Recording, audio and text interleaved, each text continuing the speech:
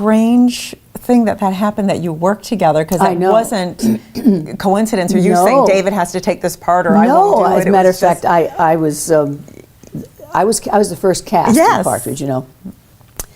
And the writers and the director came to me and said, "Shirley, how do you feel about your stepson, David Cassidy?" And I said, "Why?"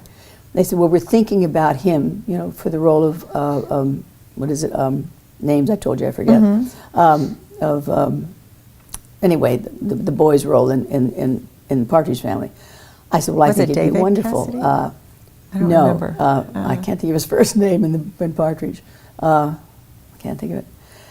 And I said he'd be great. He'd already done a Broadway show, and he'd already worked with Jack in a couple of things, so I knew that he was, and he sang beautifully. And I said, "I think he'd be great." And they said, "Well, good, we want to know how you feel, because we want to make sure it's okay." I said, "Of course." Well, they were going to screen test him, and I walked on the set that day. And he turned around and he saw me, and he said, "What are you doing here?" I said, "I'm your mama." Oh my God! "You are?" And I said, "Yes." He said, "No," and I said, "Yes." And I said, "You're going to be great," and that's how it happened.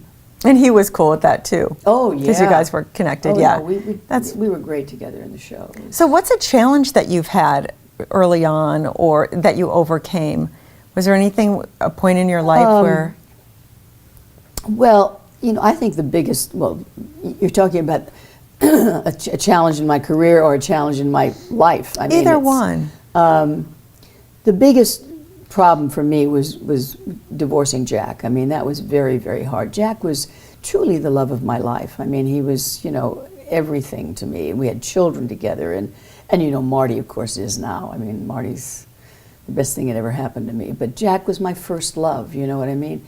And when that started to happen, and he was, you know, seeing other women and the whole thing, I mean, it was a big, big, big disappointment in my life. A big, because as I said, I came from a small town. When people got married, they stayed married, you know, and I adored him. I adored him. I mean, I would have done probably anything for him. And if you read the book, I did almost everything that he wanted. Yes, and so even if it was against. That's exactly right. Yeah.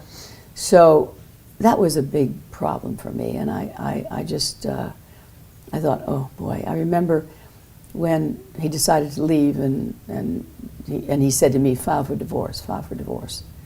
I said, "Why? Why? File for divorce." He said, "I don't want to hurt you." And he left. He packed up and he left. And I remember that day, I got all the scrapbooks that we had made together. I put them all out on the dining room table, and I sat there looking at all of the pictures, taking some out, throwing them away, keeping some in the books, you know.